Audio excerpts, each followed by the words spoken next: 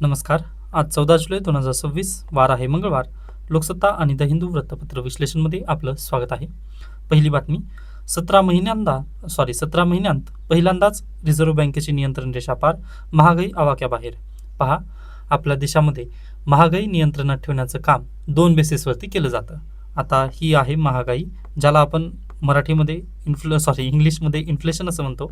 Okay, तर पहा, इन्फ्लेशनला जर कंट्रोल करायचं असेल तर एकीकडे पहा सेंट्रल गव्हर्नमेंट पण ते काम करू शकतं व दुसरीकडे आहे सेंट्रल गव्हर्नमेंटद्वारेच नेमण्यात आलेली जी गव्हर्नर असतात त्यासोबतच पहा सेंट्रल गव्हर्नमेंटला काम करणारी एंटिटी म्हणजे RBI, या दोघांच्याद्वारे पहा आपल्या देशामध्ये महागाई नियंत्रणात ठेवण्याचं काम केलं जातं. बरोबर आहे.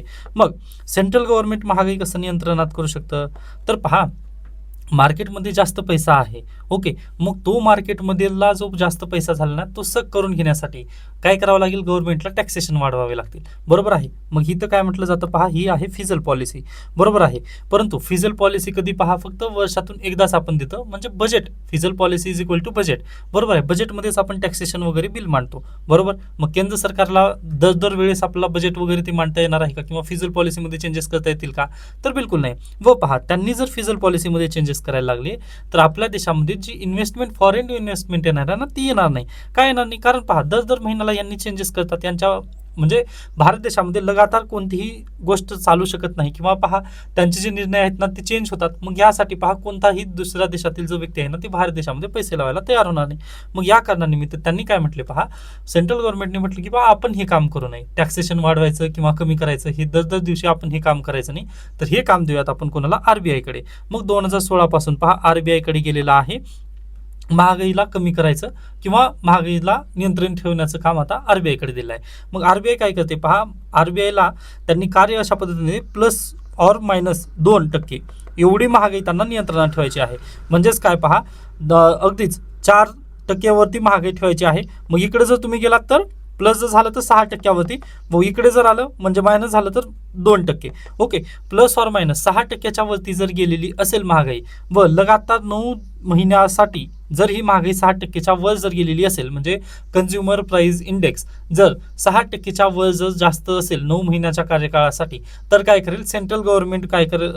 RBI काय करेल? पहा, सेंट्रल गव्हर्नमेंटला एक रिपोर्ट तयार करून देईल की बा मी नियंत्रणात महागाई का करू शकलो नाही. आता हे झालेलं आहे का? तर बिलकुल येस. कोविडच्या नंतर पहा RBIने 9 महिन्यासाठी, लगातार 9 महिन्यासाठी त्यांनी RBI कंट्रोल करू शकली नव्हती महागाई.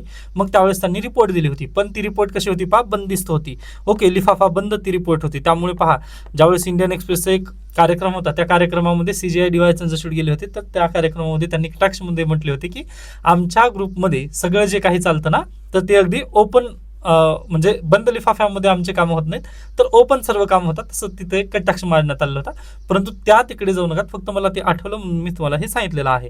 ओके, मग आता तुम्हाला परीक्षेला प्रश्न कसा विचारला जाऊ शकेल? पहा, तर RBIचे टार्गेट किती आहेत? तर 2% ±2% आणि 4%ला तिथं बेसिकली त्यांचं 4% ही महागाईचं दर आहे, ज्याला अगदीच ± होऊ शकतं, परंतु 9 महिने लगातार व्हायचं नाही आहे. 9 महिने जर लगातार झालं तर त्यांनी रिपोर्ट कोणाला द्यावी लागते? RBIला, सेंट्रल गव्हर्नमेंटला सांगावं लागतं की बाबा मी कशामुळे ही नियंत्रणात आणू शकलो नाही. मग सध्याला झालेलं काय? पहा, जी महागाई आहे ना ती महागाई वाढलेली आहे व 4.38% वरती ही महागाई गेलेली आहे. ओके, मग या निमित्ताने थोडंसं आता ब्लंडर झालं की सगळेजण चर्चा करत की बा एवढं जर दूर कसं काय गेली, कारण 1.75% जर वाढली तर ही 5च्या पुढे चाललेली आहे. बरोबर. 4 म्हणजे 38 किंवा 31% जर तुम्ही घेतलात, +1 जर केलात त्यामध्ये, तर हे 5-5.5 कडे जाणार आहे व पुढल्या महिन्यात तर महागाई जास्त होईल. व याला कारणीभूत कोण आहे? थँक्स टू ऑइल इंडस्ट्री किंवा स्ट्रेट ऑफ हॉर्मुझ. मग अगदीच पहा, आता सध्याला जे युद्ध आहे अमेरिका आणि इराण यांचं युद्ध सध्याला चालूच आहे. व पहा, अगदीच काही विश्लेषकांचं म्हणणं आहे की अमेरिकेने जो ब्रेक घेतलेला होता त्यामध्ये त्याचे जे युद्ध सामग्री आहे तो त्यांनी परत एकदा भरून काढलेली आहे. त्यानिमित्तानेच अमेरिकेने ब्रेक घेतलेला होता की काय, असं पण त्यांचं म्हणणं आहे. पण पहा, आता अगदीच मला नाही वाटत की सध्याला ते तेवढं पण हे करणार आहेत, कारण डोनाल्ड ट्रम्प हे नाटो परिषदेमध्ये पण जाऊन आलेले आहेत. त्यासोबतच पहा, तुम्ही जर पाहिलं असाल तर अगदी अमेरिकेला पण हे युद्ध परवडणारं नाही आहे, कारण इराणने पण त्या पद्धतीची तयारी करून बसलेलं आहे. इराणने म्हटलेलं आहे ना 1980 पासूनच आम्ही तयार आहोत. मग खऱ्या अर्थाने पाहिलं तर ही युद्ध कोणालाही परवडणार नाही, ना इराणला परवडणार नाही, ना अमेरिकेला परवडणार नाही, ना भारत देशाला परवडणार नाही. आपण आज घडीला जरी बघ्याची भूमिका करून बसलो असलो तरी पहा, आजच्याच द हिंदूमध्ये एक आर्टिकल आलेला आहे जो की अतिशय महत्त्वाचा आहे. हे पहा आर्टिकल.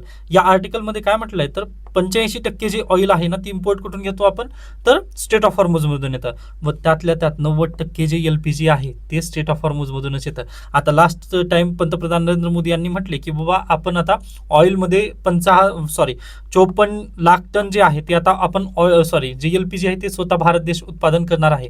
परंतु ते फक्त 10% होत आहे. जरी तुम्ही 54 लाख टन जरी उत्पादन इथं भारत देशामध्ये LPGचं करत असाल ना, तर ते फक्त आपल्या किती 10% होत आहे. म्हणजे पहा आपल्या भारत देशाची गरज किती आहे LPG वरती. म्हणजे 90% अद्याप देखील आपलं LPG तिथूनच येणार आहे. मग आपण सेल्फ सफिशियंट आहोत का? आज घडलं आपण सेल्फ सफिशियंट नाहीत. त्या कारणानिमित्त पहा, स्टेट ऑफ हॉर्मुझ बंद असलेलं किंवा जे युद्ध आहे ना, ते आपल्या दोघांना पण परवडणारं नाहीये. ओके, आय होप हा पॉईंट तुम्हाला नक्कीच समजला असेल. त्याच कारणानिमित्त पहा सध्याला महागाई वाढलेली आहे. व पहा, हे जे CPI इंडेक्स वगैरे असतात, आता अगदी परीक्षेला आणखीन एक प्रश्न विचारला जातो, ज्यावेळेस महागाई वाढली जाते त्यावेळेस रेपो रेट किंवा CRR SLR RBI त्यावरती काय करतं इफेक्ट. ओके, तर प्लीज ते थोडंसं लक्षात घ्या. त्याचा एक चार्ट आहे माझ्याकडे मृणाल सरांनी दिलेला, तो आपल्या टेलिग्राम चॅनलवरती मी अपलोड करेन. त्यातून तुम्ही एकदा वाचून घ्या की ज्यावेळेस महागाई वाढते त्यावेळेस CRR कमी केला जातो की वाढवला जातो. ओके, तर हे नक्कीच तुम्ही थोडंसं ती कन्सेप्ट लक्षात ठेवा. त्यावरूनच परीक्षेला प्रश्न येतात. UPSC तर दरवर्षी ते प्रश्न विचारते म्हणजे विचारतेस. Okay, done. त्याच्यानंतर पुढे चला. 9वी-10वी मध्ये शाळा सोडण्याचे प्रमाण अधिक, UDAS प्लसचा अहवाल, माध्यमिक शाळा कमी असल्याचा परिणाम इथं नक्कीच होत आहे. व महिलांची वेगळ्याच समस्या येतात. या कारणानिमित्त पहा त्यांचं जे ड्रॉपआउट रेट आहे ना, ती वाढलेला आहे. आता हा जो ड्रॉपआउट रेट आहे यास तुम्ही निबंधामध्ये नक्की यूज करू शकता. व कालचा निबंध तुम्ही लिहिला आहात का? ओके, मी काल सर्वांसाठी तो निबंध दिलेला होता व बहुतांश विद्यार्थ्यांनी पाठवलेला आहे. परंतु ज्या विद्यार्थ्यांनी अद्याप तो पाठवला नाही तर प्लीज लवकरात लवकर तो पाठवावा म्हणजे चेकिंगसाठी. आणि प्लीज जर लिहिला नसाल तुम्ही निबंध तर प्लीज लिहिण्याचा प्रयत्न करा. प्राथमिक शाळांबद्दलचा तो निबंध होता. पुढल्या वेळेस कदाचित आपण माध्यमिकचा देऊयात. व पहा, तो निबंध इंडियन स्टॅटिस्टिकल सर्व्हिस परीक्षेमध्ये आलेला होता काल परवाच. ओके, त्यानिमित्ताने प्लीज तो निबंध तुम्ही लिहा व त्यामध्ये ही आकडेवारी पण तुम्ही यूज करू शकता. Okay, done. त्याच्यानंतर महिलांचे लॉर्ड्सवर ऐतिहासिक यश.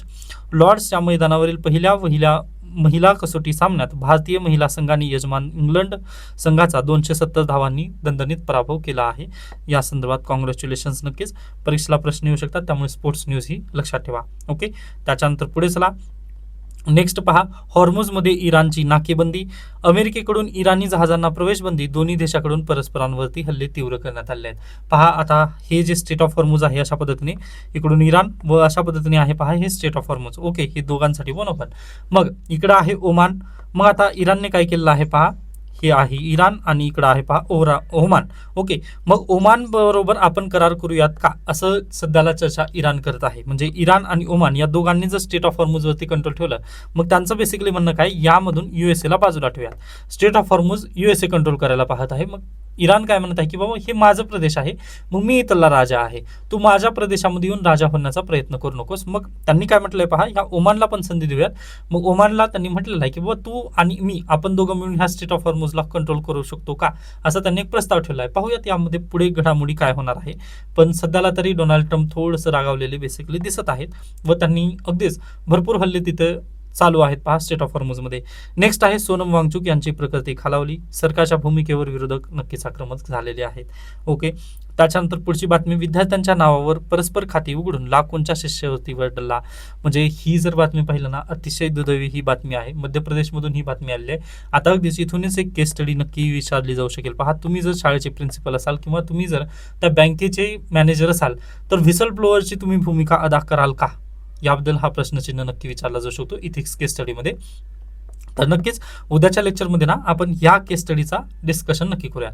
ओके, तर नक्कीच ज्या विद्यार्थ्यांना नाही, आता म्हणजे उत्तर लेखनची बॅच तर फुल झाली आहे, आता जास्त नका त्याबद्दल जाऊ द्यात. फक्त इंटरनॅशनल रिलेशनची ज्या विद्यार्थ्यांना बॅच लावायची आहे ना, ते नक्कीच सोबत येऊ शकतात. ओके, त्याचं एक डेमो लेक्चर पण मी आत्ताच अपलोड केलं आहे, इंडिया आणि अफगाणिस्तानचे संबंध. ओके, आता त्याला डेली बेसिसवर थोडं करून आपण इंडिया आणि अफगाणिस्तानला संपवणार आहोत. तुम्ही नक्की पाहू शकता माझे टीचिंग वगैरे कसे आहे ते, त्यामधून तुम्हाला समजवण्यात जाईल. Okay, done. त्याच्यानंतर पुढे राजकारणापेक्षा राज्य मोठे, यामध्ये उपमुख्यमंत्री एकनाथ शिंदे यांनी एक महत्त्वाचा पॉईंट बोललेला आहे पहा. त्यांनी काय म्हटले, जॉन विन्सल क्रॉकर नामक राजकीय नेते, लेखक आणि समीक्षकांनी राजकीय विरोधकांविषयी काय म्हटलं आहे पहा. ते म्हटलेले आहेत की the duty of opposition is a very simple, it is oppose everything and propose nothing. Okay, आता अगदीच हे टीकास्त्र केलेला हा आर्टिकल आहे, परंतु यामध्ये हे जे काय म्हणू शकता कोटेशन आहे ते खूप महत्त्वाचं आहे. किंवा आता अगदीच याला जर बॅकवर्ड लिंकेजेस मी घेण्याचा प्रयत्न केला ना, तर तुम्हाला मी उद्याच्या आता उद्या तर देता येणार नाही पॉलिटिक्स, आपलं अगदीच लयबद्ध पद्धतीने चालू आहे. मी बोनस क्वेश्चन म्हणून उद्या एक नक्की प्रश्न देईन याबद्दल, की ऑपोजिशनची लोकशाहीमध्ये काय भूमिका असते. ओके, त्यावरती तुम्ही नक्की उद्या बोनस क्वेश्चन मधून तो लिहू शकता. उर्वरित पहा, डायरेक्टली जे सिलेबस चालू आहे ना ते लिहिण्याचा तुम्ही प्रयत्न नक्की करू शकता, जे आन्सर रायटिंगचे विद्यार्थी आहेत त्यांच्यासाठी. नेक्स्ट आणि बिनपेक्षाही स्किप करू शकता. त्याच्यानंतर पहा, पासपोर्ट नागरिकत्वाचा पुरावा नाही याचे घटनात्मक गांभीर्य काय. आता ही जी बातमी आहे ही बातमी, आणि लगेच मी काय करेल, द हिंदूमधील जी पहिली बातमी आली आहे या दोन्ही बातमीचं आपण एकत्रितरित्या विश्लेषण करणार आहोत. ओके, तर पहा मागच्या आर्टिकलमध्ये म्हणजे इथं आता तुम्हाला याच्यापूर्वी पण मी सांगितलेलं आहे पहा, की सिटिझनशिपचा जो ऍक्ट आहे किंवा पासपोर्टचा जो कायदा आहे ना, त्या पासपोर्ट कायद्यामध्येच त्यांनी काय म्हटलं आहे, हे ट्रॅव्हल डॉक्युमेंट आहे असं तिथं ऑलरेडी सांगितलं होतं, बरोबर. पण जे न्यायमूर्ती लोकूर आहेत सर्वोच्च न्यायालयाचे, त्यांनी एक आक्षेप घेतलेला आहे की बा उद्या तुम्हाला पासपोर्ट काढण्यासाठी ना सिटिझनशिपचं डॉक्युमेंट विचारलं जाऊ शकतं. मग सिटिझनशिपचं डॉक्युमेंट तुमच्याकडे आहे काय, किंवा ते नेमकं डॉक्युमेंट कोणतं आहे. मग तर यासाठी पहा, आई वडिलांचा जन्म इथलाच आहे, यासाठी आपल्याजवळ जे काही पुरावे वगैरे असतील तर ते जसं कास्ट सर्टिफिकेट आहे किंवा रहिवासी सर्टिफिकेट आहे किंवा तुम्ही जन्माचा दाखला वगैरे जे काही सर्टिफिकेट आहेत ना ते तुम्हाला पासपोर्ट काढण्यासाठी पण आता उपयोगी ठरू शकतात, म्हणजे न्यायमूर्ती लोकर यांनी म्हटलं आहे. मग याच्यापूर्वी पण आपण हे सर्व काही डिस्कस केलं होतं, तरी देखील पहा परत एकदा मी सोल्युशन देण्याचा प्रयत्न करेन की भारत सरकारने एक ऑल इन वन डॉक्युमेंट काढणं खूप गरजेचं आहे. जसं पहा, जीएसटी कालबद्दल आपण पाहिलेलंच आहे, त्यानंतर one nation one ration card हे पण भारत सरकारने आणलेलं आहे. अगदी त्याच धर्तीवर पहा, one nation one identity card जर त्यांनी काढलं ना तर ते कदाचित बेटर होईल, कारण प्रत्येक डॉक्युमेंटला जर तुम्ही नाही हे डॉक्युमेंटच नाहीये असं जर म्हणत असाल तर ते चुकीचं होईल. व पहा, आधार कार्डवरती तर आपलं सगळ्यांचे बायोमेट्रिक ऑलरेडी दिलेले आहेत, बरोबर. मग तरी देखील जर आपण सिटिझनशिप त्याला प्रूव्ह म्हणत नसेल तर ते चुकीचं होणार आहे. ओके, त्याच्यानंतर नेक्स्ट म्हटल्यानंतर इथं देण्यात काय आलेलं आहे पहा, कलम 19 बद्दल यांनी चर्चा केली आहे की कलम जे 19 आहे ते फक्त भारतीय नागरिकांनाच लागू होतं. आता परीक्षेला असा पण प्रश्न बनू शकतो पहा, पण तुम्ही जर MP जैन यांचं पुस्तक वाचलेलं असाल, म्हणजे M लक्ष्मीकांतवरून खूप 2 ते 3 पटीनं मोठं आहे MP जैन पुस्तक. ओके, तर त्यामध्ये बेसिकली केस लॉज आहेत, ते तुम्हाला मी रिकमेंड करत नाही आहे, परंतु ते माझ्यासाठी नक्कीच असणार आहे, कारण मी अगदी तुम्हाला शिकवतो या नात्याने. ओके, मला ते केसेस रेफर वगैरे करायचे असतात त्या नात्याने. तर पहा, केस लॉमध्ये त्या पुस्तकामध्ये काय दिलेलं आहे पहा, हे जे आता अगदी जर तुम्हाला प्रश्न विचारण्यात आला ना की फक्त भारतीय नागरिकांना कोणते कोणते अधिकार आहेत उपलब्ध, तर 15, 16, 19, 29 आणि 30 फक्त हे इंडियन सिटिझन्सलाच हे अधिकार उपलब्ध आहेत.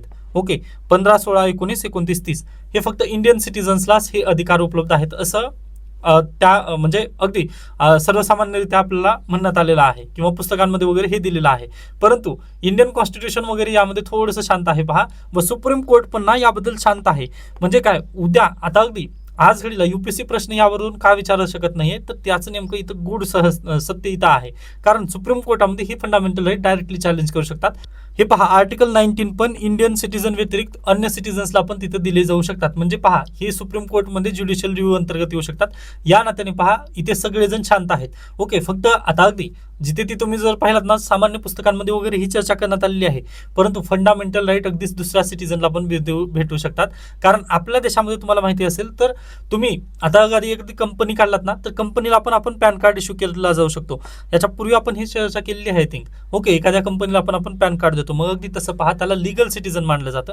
मग लिगल सिटीजनला हे जर हे कायदेशीर हक्क जर त्यांना देत असतील तर अगदी सर्वसामान्य नागरिकांना म्हणजे परदेशी नागरिकांना पण हे अधिकार मिळू शकतात.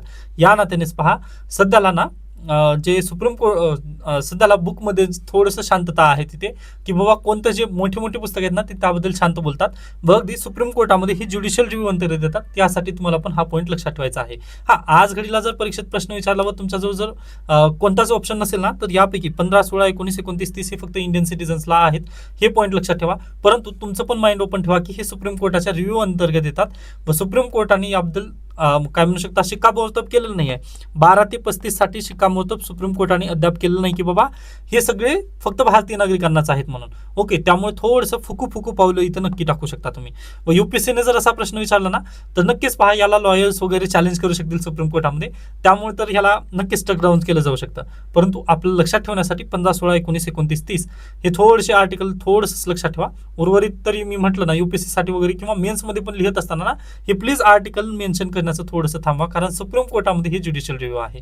ओके, व सुप्रीम कोर्टाचा जर निकाल परत एकदा जर बदलला ना तर आपल्यावरती परिणाम होऊ शकतो.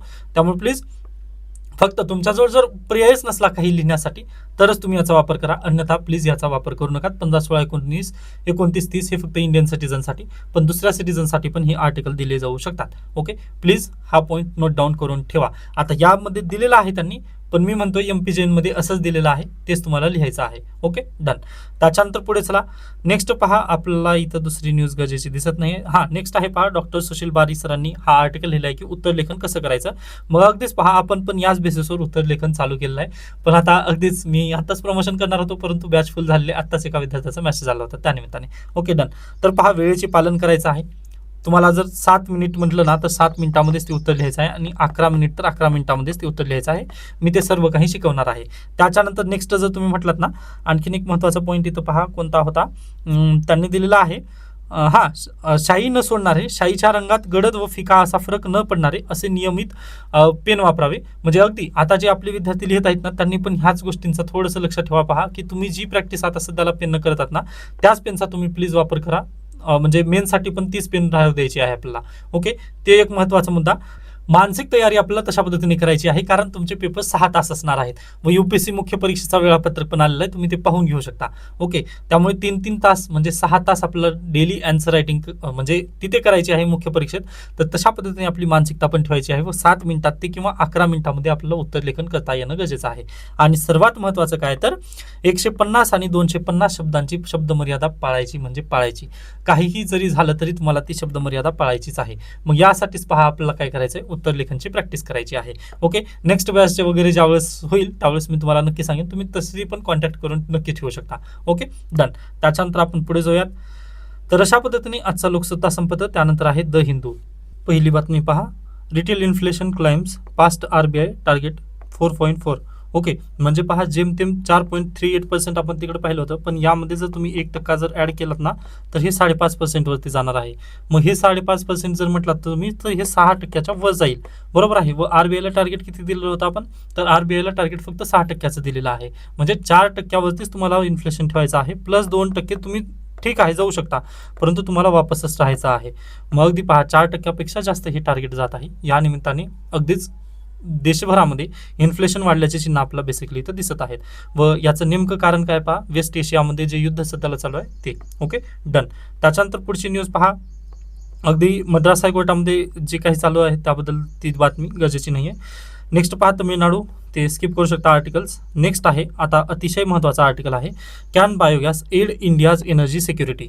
पहा आता, तर आपल्या देशामध्ये बायोगॅस जे कंप्रेस्ड बायोगॅस आहे, जसं CNG आहे पहा, कंप्रेस्ड नॅचरल गॅस, अगदी तशाच पद्धतीने कंप्रेस्ड बायोगॅस ज्याला म्हणतात CBG, कंप्रेस्ड बायोगॅस. ओके, मग ह्यासाठी एक धोरण आखण्यात आलं. ओके, कारण पहा तुम्हाला माहिती असेल की आज घडीला आपल्या देशामध्ये जे पेट्रोल डिझेल आहे ते कुठून आणतो आपण, आत्ताच आपण पाहिलं होतं पहा 85% जे पेट्रोल डिझेल आहे ते कुठून येतं, म्हणजे जे क्रूड ऑइल आहे ते स्टेट ऑफ हॉर्मुझमधून येतं. सौदी अरेबिया, रशिया, त्यानंतर व्हेनेझुएला, आता सध्याला व्हेनेझुएला सोबत पण आपण करार केला आहे अमेरिकेच्या सांगावर. बरोबर, मग प्रत्येक जागून आपण काय करतो पहा, आपण सफिशियंट नाही आहोत क्रूड ऑइलमध्ये. मग त्यासाठी आपण काय करतो, दुसऱ्या देशांवरती अवलंबून आहोत. जसं की स्टेट ऑफ हॉर्मुझमधून आपल्याकडे 85% क्रूड ऑइल येतं. बरोबर आहे. मग हे क्रूड ऑइल आपण प्रोसेस करतो व प्रोसेस केल्यानंतर पहा आपल्याला संपूर्ण भारतभर याचं वितरण केलं जातं. अशा पद्धतीने आपल्याकडे काय म्हणू शकता, क्रूड ऑइल आणि पेट्रोलियम पदार्थ वगैरे येतात. परंतु LPGचं जर म्हटलं तर LPG पण पहा 90% आपण दुसऱ्या देशांवरती अवलंबून आहोत. म्हणजे स्टेट ऑफ हॉर्मुझ त्यामधील कतारकडून आपण LPG घेतो. बरोबर आहे. मग आपल्या देशामध्ये LPGचे साठे आहेत का, तर आहेत, परंतु कमी प्रमाणात आहेत. बरोबर, मग आता काय करायचं आहे आपल्याला, तर बायोगॅस जे की नॅचरली आपल्याकडे उपलब्ध आहे, बरोबर आहे. जसं पहा, पेट्रोल डिझेलवरती आपलं जास्त तिथं हे करू नये, म्हणजे दुसऱ्या देशावर आपण निर्भर राहू नये, यासाठी पेट्रोलमध्ये काय मिसळण्याचा प्रयत्न केले पहा, तर इथेनॉल ब्लेंडिंगचा इश्यू आला. ओके, सध्याला चर्चेत आहे व तुम्ही इंस्टाग्राम वगैरे जर पाहिला असाल तर त्यामध्ये तेच दिसत आहे, ethanol blending, ethanol blending. Ethanol आता 100% जाणार आहे, 80% जाणार आहे, असे तुम्ही पाहिलात बातम्या. त्यानंतर फ्लेक्स इंजिन काय आहे, हे सर्व तुम्ही बातम्या पाहिलेल्या आहेत, बरोबर आहे. मग हे कशासाठी केलं आहे, तर पेट्रोलचं जी मागणी आहे आपली, किंवा दुसऱ्या देशावर आपण पेट्रोलसाठी जे अवलंबित्व आहे ते कमी करण्यासाठी आपण इथेनॉल ब्लेंडिंग करत आहोत, बरोबर. अगदी तशाच पद्धतीने पहा, आता आपल्या देशामध्ये जे CBG आहे, म्हणजे अगदी कंप्रेस्ड बायोगॅस. ओके, मग हे कंप्रेस्ड म्हणजे बायोगॅस जे आहे ना, त्याला कंप्रेस करायचं व टाक्या भरून आपण दुसरीकडे वगैरे घेऊ शकतो का, म्हणजे जसं LPG सिलेंडर आपण प्रत्येकाच्या घरोघरी ते प्रोव्हाइड करतो, अगदी तशाच पद्धतीने जर आपण CBG कंप्रेस्ड बायोगॅस, त्याला बायोगॅसलाच कंप्रेस्ड करून विक्री केली तर. मग यासाठी पहा, भारत सरकारने 2018 मध्ये एक धोरण आणलं. ओके, व ते धोरणचं त्यांचं काय होतं पहा, किती जवळपास 5,000 आपल्याला प्लांट लावायचे होते CBGचे, पण झालेत किती पहा, आपल्याकडे फक्त 123 किती 132 प्लांटच आपण त्याला अगदी योग्यरित्या सुरळीत चालू आहेत. 5,000चं लक्ष होतं आपलं, पण 132 आजपर्यंत आपले ते प्लांट चालू झाले आहेत. मग एवढ्या रेसमध्ये आपण खूप मागे आहोत, बरोबर आहे. 132 नुसार जर म्हटलं तर होणार नाही. म्हणजे पहा, 2018 मध्ये जर हा निर्णय घेतलेला होता ना भारत सरकारने, तो जर आज कंप्लीट झाला असता तर आज घडीला प्रत्येकाच्या घराघरामध्ये CBG मिळालं असतं व आपण स्टेट ऑफ हॉर्मुझ वरती जे 90% LPG वरती डिपेंड आहोत ना, त्याची डिपेंडन्सी पण आपली नक्की कमी झाली असती. त्यामुळे पहा, ट्रान्सपोर्टेशनची कॉस्ट म्हणजे जी महागाई वाढलेली आहे, आता हे सर्व गोष्टी ना इंटरलिंक आहेत. ओके, मग जी महागाई वाढलेली आहे त्याचं एक कारण LPG पण आहे ना. LPG कमर्शियल LPG पहा 2000+ झालेला आहे, बरोबर. मग हॉटेलमध्ये जर तुम्ही जेवण्यासाठी गेला तर तिथं काय तुम्हाला अगदीच पहा, पूर्वी जे 100 रुपयाचं जेवण होतं ते आता 200 रुपयाला झालेलं आहे, बरोबर आहे. मग त्या बेसिसवर पहा महागाई वाढली. मग आता तुम्ही जी कोणत्याही सर्व्हिसमध्ये गेलात, आता ST महामंडळाचे जे तिकीट होते पूर्वी 100 रुपये लागायचे, आता तिथं 132 रुपये लागत आहेत. मग ती अशा पद्धतीने इथं काय झालेलं आहे पहा, प्राइस हाईक झालेली आहे. ओके, ही महागाईवरती परिणाम होत आहे त्याचे. मग अगदी भारत सरकारने जर 2018ला हे ध्येय ठेवलं होतं ना, तेच ध्येय भारत सरकारने तेव्हाच पूर्ण केलं असतं तर कदाचित हे बेटर झालं असतं. परंतु प्रॉब्लेम असा आहे पहा आपल्या देशामध्ये की इन्फ्रास्ट्रक्चर आपण लवकरात लवकर निर्माण करू शकत नाही. व हे पहा, ही जी इन्फ्रास्ट्रक्चरचं लॅक ऑफ म्हणजे काय म्हणू शकता, भ्रष्टाचार वगैरे, किंवा आपण लवकरात लवकर आपल्या देशामध्ये कामं होत नाहीत. सरकारी कामांनी 6 महिने थांब ही जी पद्धत आहे ना, याच कारणामुळे नेपाळमध्ये पण आपले जे प्रोजेक्ट आहेत ना ते थांबलेले आहेत. नेपाळ असू द्या, म्यानमार असू द्या. ओके, मग तिथं त्याचा संधी कोण घेत आहे, तर चायना घेत आहे. ओके, भारत देश तुम्हाला इन्फ्रास्ट्रक्चर डेव्हलप करून देत नाही आहे ना, तर मी देतो असं म्हणत पहा, चायना आज घडीला त्यांना मदत करत आहे. व हे आपल्यासाठी खूप सिरियस इश्यू आहे. कारण जर दुसरा व्यक्ती, आता पहा ना तुम्ही, A हा व्यक्ती आहे व दुसरा B हा व्यक्ती आहे, बरोबर. जर B हा व्यक्ती चांगली सर्व्हिस देत नसेल तर A ह्या व्यक्तीकडे मी न जायला काय, मी नक्कीच जाईल ना. मग आपल्या पण देशासोबत हेच होत आहे. तर भारत सरकारला लवकरात लवकर हे समजणं गरजेचं आहे. आपले जे इन्फ्रास्ट्रक्चर अडकलेले आहेत ना प्रोजेक्ट, त्यावरती आपल्याला काम करणं गरजेचं आहे. मग याला नाबार्डला 2 वेळेस प्रश्न आलेला आहे पहा, 2024 आणि 2025च्या परीक्षेमध्ये. हे गोबर्धन ही जी स्कीम आहे ना, याबद्दल प्रश्न आलेला आहे. गोबर्धन ही स्कीम काय आहे, तर वेस्ट पहा, अगदी आपल्या शेतीमध्ये जे पाला पाचोळा वगैरे जे काही आहे, त्याच्यानंतर पशुधनमध्ये जे शेण वगैरे आहे, शेणखत, शेण, त्याला पण आपण एकत्रित करून ना, जसं बायोगॅस प्लांट असतात, म्हणजे अगदी शेती जर मध्ये जर तुम्ही पाहिला तर बायोगॅस प्लांट वगैरे तिथं करू शकता येतं, म्हणजे आधुनिक शेतीमध्ये बेसिकली. नसतर आता अगदी आपलं जर सर्वसामान्य जर नागरिक असेल तर त्याच्या शेतामध्ये अगदी हे बायोगॅस प्लांट वगैरे दिसणार नाहीत, आपल्याला क्वचित दिसतील. परंतु जे आधुनिक शेतकरी आहेत त्यांच्याकडे बायोगॅस प्लांट वगैरे असतात, तिथून मिथेन वायू आपला उत्सर्जित होतो, बरोबर आहे. मग त्यापासून पाहते ऊर्जा वगैरे तिथं तयार केली जाते, अगदी बरोबर. मग अगदी तशाच पद्धतीने आपल्याला पण काय करायचं आहे, ही बायोगॅस प्लांट आहेत, जे शेतीपासून जे वेस्ट वगैरे येणार आहे ना, त्या वेस्टचं आपल्याला काय करायचं आहे, अगदी बायोगॅस प्लांटमध्ये त्याला द्यायचं आहे व तिथून काय करायचं, आपल्याला ऊर्जा निर्माण करायची आहे किंवा ते गॅस निर्माण करायचं व प्रत्येकाला घरोघरी सिलेंडर तशा पद्धतीने तयार करून ते विक्री करायचं. ओके, असा बहुतांशरित्या प्लॅन आहे, परंतु तो प्लॅन सक्सेसफुल झाला नाही, कारण भारत सरकारने ही 5,000 प्लांट जे होते ते लावलेले नाहीत. पण परीक्षेला हा प्रश्न आलेला आहे, गोबर्धन ही जी स्कीम आहे ना, ती कशा संदर्भात आहे, तर त्याचा फुल फॉर्म आहे का, galvanizing organic bio agro resources Dhan scheme to increase CBG production under this waste to wealth programme the government offered grants up to 50 lakh per district. Okay, व हे प्लांट उभारण्यासाठी 50 लाखाच्या जवळपास काय देत आहे गव्हर्नमेंट सध्याला म्हणजे फंड तिथं अलोकेट करत आहे. परंतु पहा आपल्या देशामध्ये जर इनोव्हेटिव्ह आयडिया वगैरे असेल ना त्याला थोडंसं जास्त करून सपोर्ट मिळत नाही. मग हीच समस्या आहे. याच कारणामुळे पहा आज घडीला आपल्याला दुसऱ्या देशावरती पण डिपेंड राहावं लागत आहे व बायोगॅस प्लांट वगैरे इथं वाढ होत नाही आहे. मग आता पहा ठीक आहे, अशा पद्धतीने आपल्याला समजलं की बायोगॅस प्लांट वगैरे लावायचा आहे व त्यासाठी गोवर्धन ही स्कीम पण आलेली आहे व यावरती नाबार्डने प्रश्न पण विचारलेत. यदा कदाचित उद्या युपीएससी पण याबद्दल प्रश्न विचारू शकते किंवा एमपीएससीला पण हा प्रश्न येऊ शकतो. ओके, हा पॉईंट आय होप तुम्हाला समजला असेल. मग आता मला सांगा तुम्ही, आता इथेनॉल पण अशाच पद्धतीने आलेलं होतं. इथेनॉलला पहिल्यांदा त्यांनी काय म्हटले होते पहा की आपण काय करायचं आहे तर फक्त पेट्रोल आणि डिझेल जे आहे म्हणजे पेट्रोल बेसिकली, तर हे पेट्रोल जे आहे ते 100% आपण दुसऱ्याच देशाकडून मागवतो व जशाच तसं आपण काय नागरिकाला विकतो किंवा सिटीजन्सला विकतो. मग त्यामध्ये जर आपण यामध्ये 80% पेट्रोल व 20% काय इथेनॉल जर मिसळलं तर काय होईल पहा, आपलं इम्पोर्ट जे दुसऱ्या देशावरती जे इम्पोर्ट आहे ना आपलं ते कमी होईल. या नात्याने भारत सरकारने ही स्कीम लावली होती व 2030 पर्यंत आपल्याला किती पहा त्यांनी टार्गेट ठेवलं होतं, 20%चं टार्गेट ठेवलं होतं. बरोबर आहे. इथेनॉल ब्लेंडिंगचं टार्गेट आपलं पहिल्यांदा 20 होतं, पण ते 2022 मध्येच आपण ते संपुष्टात आणलं. म्हणजे तेव्हाच आपण ते हे केलं, अचीव्ह केलं व आता आपण ना त्याच्या पुढे जाण्याचा प्रयत्न करत आहोत. E30, E40, E80, E100 अशा पद्धतीने फ्लेक्स इंजिनचा वापर आपण करायचा प्रयत्न सध्याला चालू आहे. 2030चं टार्गेट आपण याच्या पूर्वीच साध्य केलेलं आहे. ओके, मग हे काय होत आहे पहा, यामुळे परिणाम कुठं होत आहे तर याच्या पूर्वी आपण सांगितलेलं आहे पहा, साखर इंडस्ट्रीवर, शुगरवरती याचा परिणाम नक्की होईल. कारण तुम्हाला माहिती आहे आज घडीला ऊस कारखाने जे आहेत तेथून आपल्याकडे काय इथेनॉलचं प्रोडक्शन केलं जात आहे. बरोबर.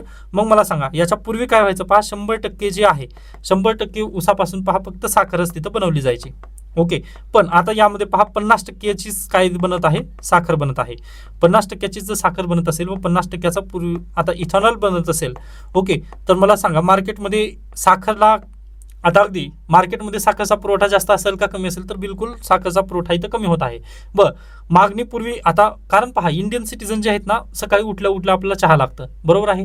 मग प्रत्येक जर नागरिकाला चहासाठी जर साखर लागत असेल म्हणजे मागणी जर जास्त असेल, आपल्या देशात मागणी जास्त आहे साखरेची व इथं पुरवठा साखरेचा कमी जर झाला तर काय होणार आहे, साखरेची किमती वाढतील का कमी होणार आहेत तर बिलकुल पहा साखरेच्या इथं बेसिकली किमती वाढतील. मग साखरची जर किंमत वाढली तर त्याचा परिणाम दुसऱ्या इंडस्ट्रीवर आहे का नाही तर बिलकुल आहे. पहा अल्कोहोल इंडस्ट्री आहे, त्याच्यानंतर पहा जे चॉकलेट इंडस्ट्री आहे त्याच्यावरती, म्हणजे प्रत्येक इंडस्ट्रीवरती या गोष्टीचा परिणाम होतो. मग भारत सरकारनं स्वतःहून इथं प्राइस राईज करत आहे असं बेसिकली या आर्टिकलमध्ये वगैरे म्हणलं गेलं आहे. मग यासाठी त्यांनी एक उदाहरण दिलं आहे जर्मनीचं, the great Germany plan. Okay, जर्मनीमध्ये पण पहा त्यांनी असाच विचार केला की आपण काय करायचं, कंप्रेस्ड बायोगॅस प्लांट लावायचे. ओके, मग त्यासाठी पहा त्यांनी काय केलं, मका हे पीक निवडलं. मग पहा प्रत्येक शेतकऱ्यांनी काय केलं, मका लावायला चालू केलं. ओके, कारण पहा आपल्या देशामध्ये पण आता अगदी सोयाबीनला का जास्त भाव मिळतो यासाठी, ऊसाला का तर ऊसाला पण जास्त भाव मिळतो यासाठी, व असं निर्णय घेतलं जातं पहा की आपला पैसा जास्त हातात यावा यासाठी हे निर्णय घेतले जातात. मग अगदी जर्मनीमध्ये पण तेच झालं. पहा जर्मनीमध्ये त्यांनी काय केलं पहा, इसवी सन 2000 मधील ही घटना आहे. तुम्ही ह्याचा उत्तरामध्ये नक्कीच उपयोग करू शकता कारण आज सध्याला पहा भारत देशाचं उदाहरण तुम्ही लिहिता येणार नाही, परंतु तुम्ही जर्मनीचं उदाहरण नक्की लिहू शकता.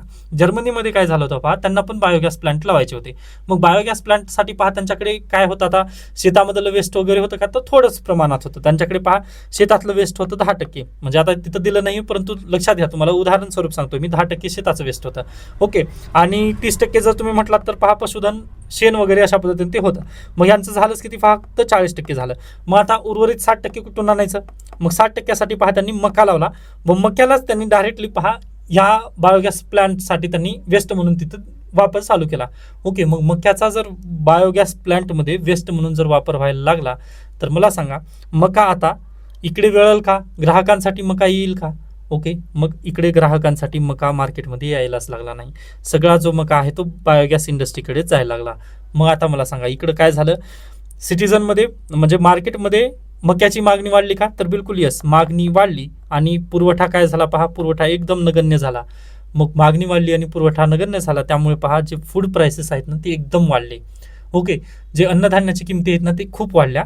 मग आता लगेच पहा जर्मन सरकारला हे लक्षात आलं तर जर्मन सरकारने ना हे मका म्हणजे ज्या शेतकऱ्यांनी मका पिकवलेला आहे ना त्या शेतकऱ्यांना बायोगॅस ब्लेंडिंगसाठी बायोगॅसमध्ये मका देण्यासाठी पहा त्यांनी कॅप लावली तिथे. ओके, मग रेग्युलेशन तिथं त्यांनी परत एकदा चालू केलं. मग तशा पद्धतीची सिच्युएशन आपल्या पण देशात येऊ शकते. आता मला सांगा, आपल्याकडे पण म्हणजे मराठवाडा तर एकदम दुष्काळी भाग आहे. मग मराठवाडा दुष्काळी भाग असला तरी ना, आता ही 2019-20 ची रिपोर्ट आहे द हिंदूमध्ये आलेली. मग तेव्हा सांगण्यात आलं होतं किंवा मराठवाड्यामध्ये जे काही दुष्काळ वगैरे पडतं त्याला कारणीभूत आहे ऊस. ऊस हे पीक मराठवाडा रिजनसाठी बिलकुल कामाचं नाही आहे, कारण पहा त्याला जास्त पाणी लागणार आहे.